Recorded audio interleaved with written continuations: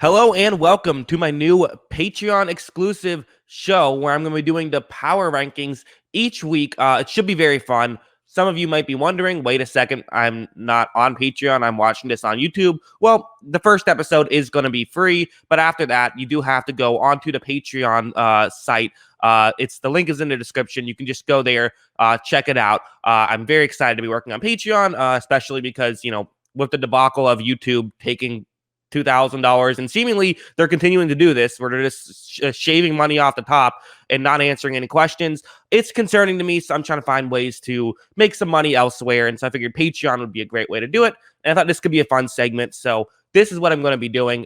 First episode is going to be free, though, so, if you don't want to pay for it, don't worry. You can definitely hang out here and enjoy this one.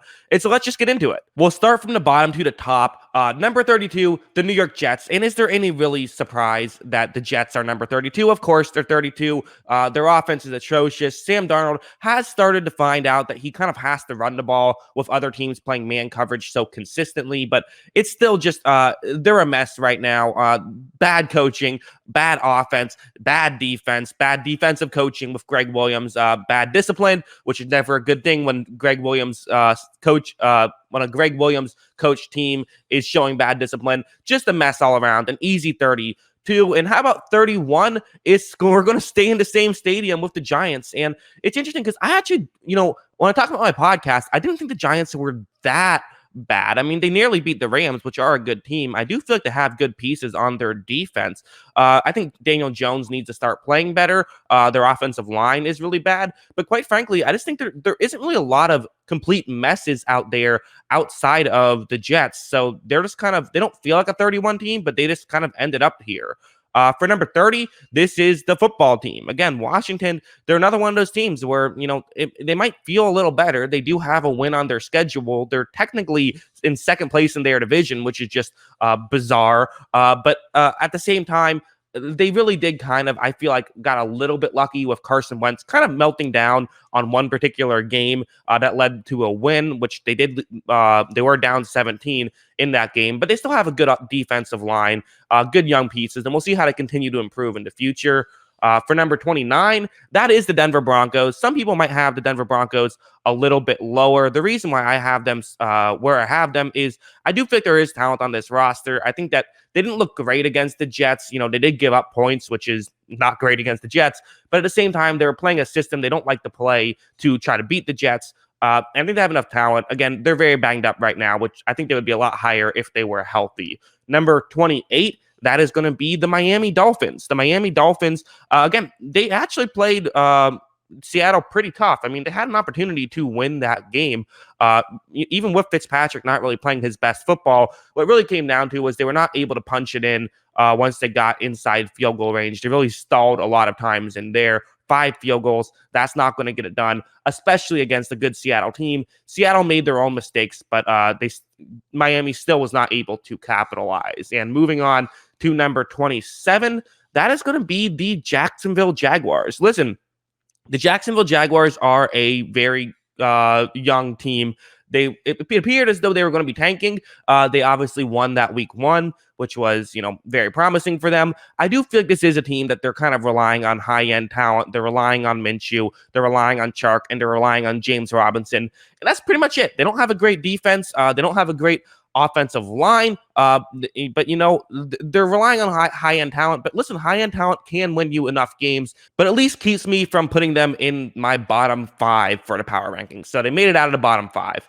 Moving on to number 26, this is a team that I thought was going to at least be somewhat competitive for the playoffs. I didn't have them as a playoff team, but the Houston Texans are 26. And the best thing about the Houston Texans season so far is they fired Bill O'Brien. And it's never a good thing when the best thing about your season is that you fired your head coach. They've been very unfortunate. They've been a very big mess, quite frankly. They have had a tough schedule, which is why I don't have them completely low, and it's why I have them above teams who have wins. They also still have Deshaun Watson. They still have talent on that offensive side of the ball. Their offensive line hasn't played very well, which is surprising because they have talent on it. Also, their receiving core is still very good. Their defense needs to pick it up, though. And, new head coach, it's impossible to know how well this is going to work out. And finally, to round out the bottom 8, I have the Cincinnati Bengals. The Cincinnati Bengals, I think, are just I think they're just a fun team. I really do because they've won a football game now. They've tied a football game. They're 1-2-1, so they're one win away from being 500.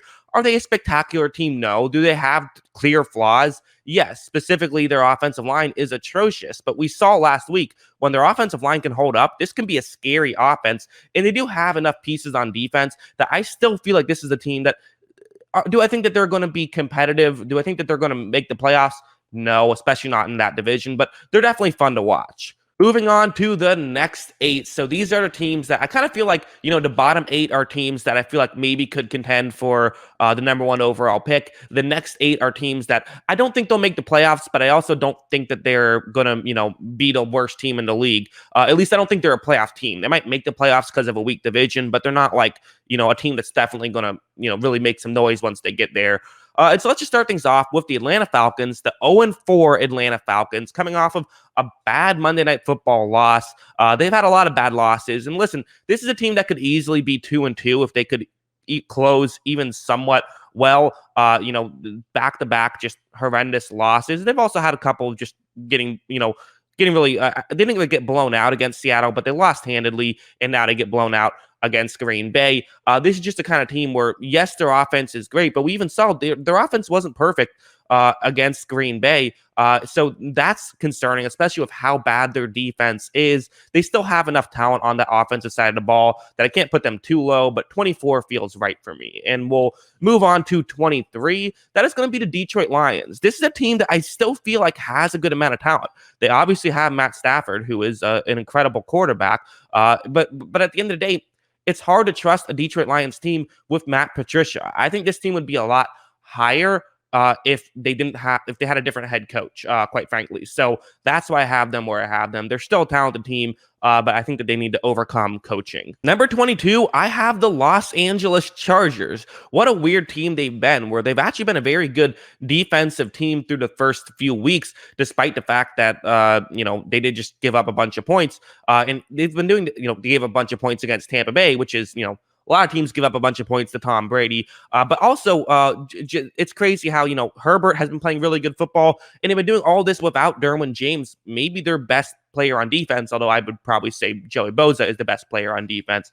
Clearly, this is a very talented team. I think their team is better than their record, but their record still is 1-3.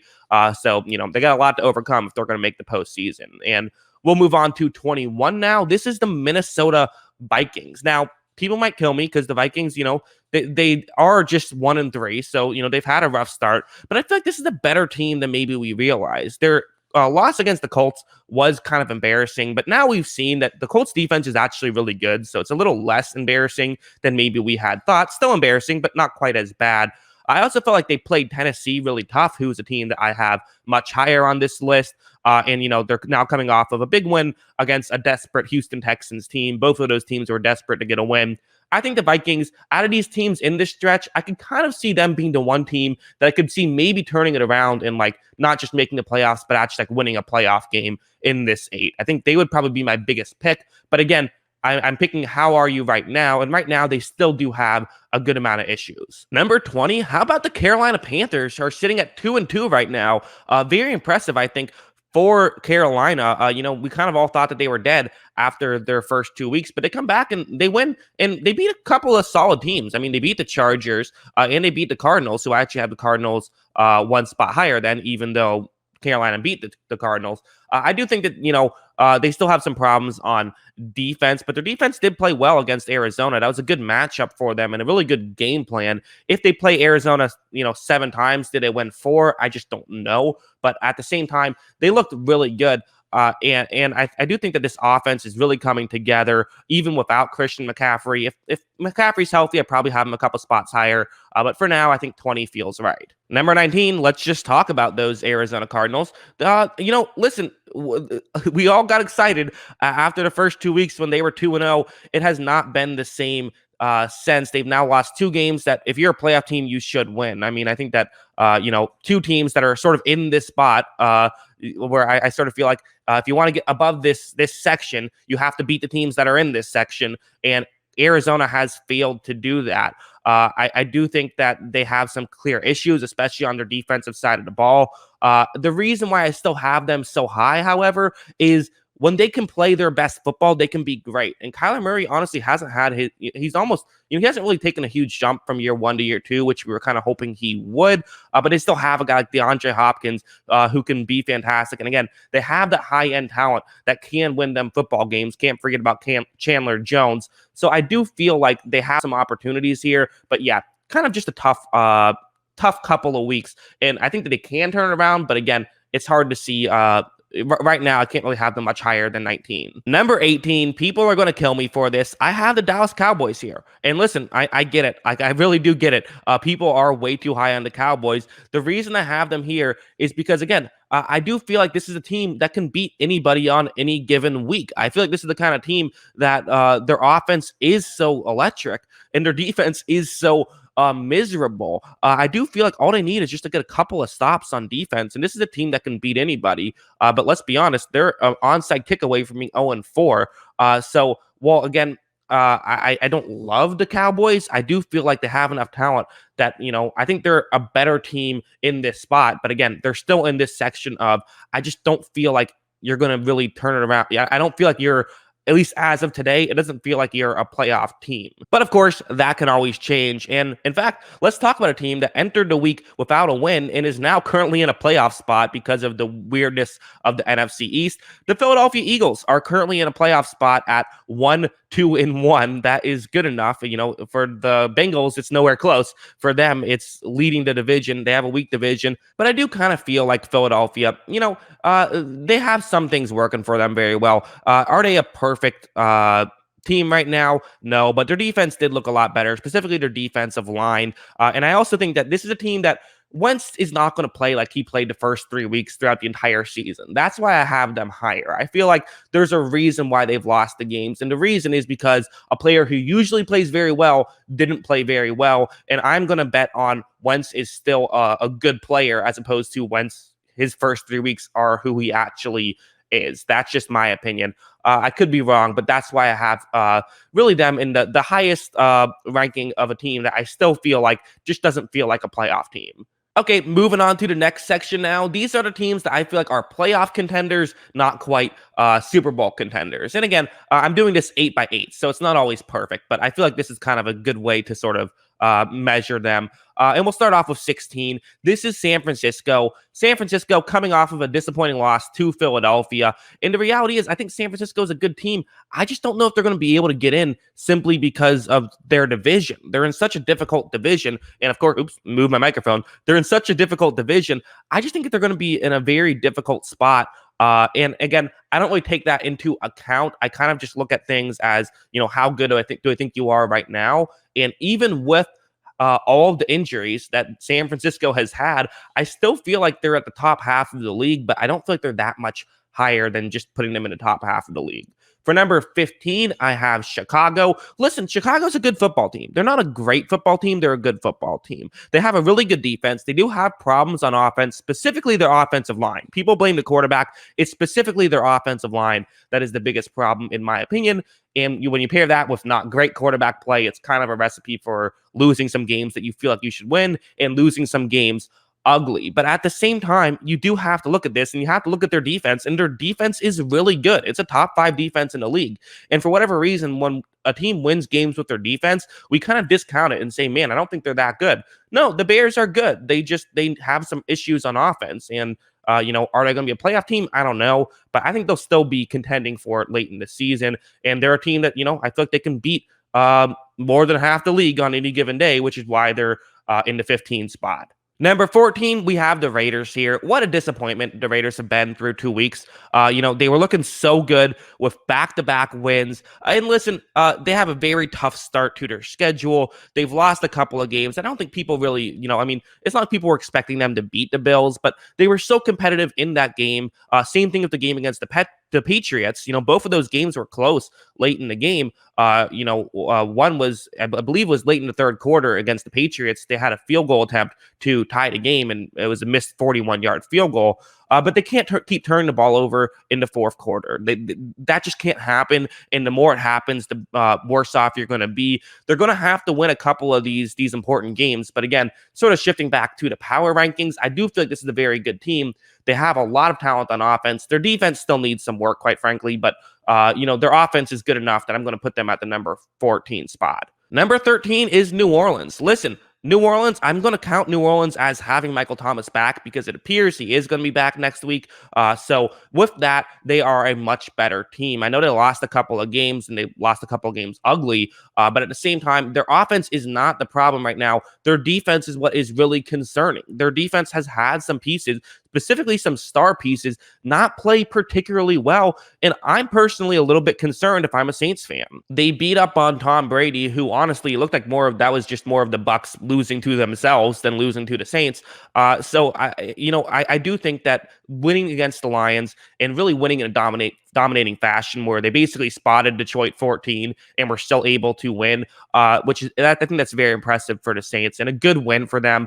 I do think that this is still a very good team, but they have to prove it now because their defense has not been as good as we thought it was going to be heading into this season. But of course, with the talent on their roster, I still have them, I still have them as the best 2-2 team according to my power rankings. And we'll move on. We'll go to number 12 here. How about the Cleveland Browns? What a win they had against Dallas. Their offense looks electric. And listen, the reason why I have them low as I do is because I still don't know how much I trust Baker Mayfield because he does make some bad decisions. He does. We all know it. And that's okay because clearly Cleveland has decided that, you know what?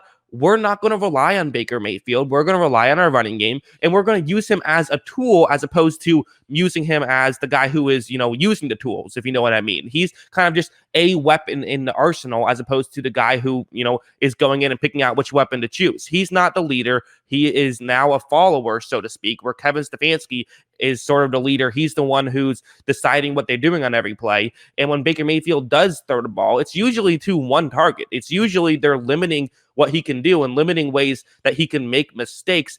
It's working really well. They were able to just dominate an admittedly bad but still impressive Cowboys defense. It's still an impressive win. And I think that, you have some worries on the defense, but still, top 12 now, that's a playoff team. Actually, top 14 is a playoff team. So, looking good for Cleveland. We'll move on to number 11 now. Again, I sort of talked about this with the Bears a little bit, where when you're a defensive-minded team that maybe hasn't made the playoffs in a couple years, people do kind of look at you as a team that's like, okay, well, you're not very good. You're just this defensive-minded team. Actually, both of those two teams did make the playoffs 2 years ago. But nevertheless, teams kind of just look at the offense, or I guess, people in the media often will just look at the quarterback and a couple wide receivers, and that's it. But also, Rivers is playing well. He's not blowing people out of the water, but he's playing solid football. And their defense is a really good defense. So I have a lot of faith in this Colts team. I think they're very good. Number 10, the LA Rams. Listen, it wasn't the prettiest game against the Giants. It came down to the wire.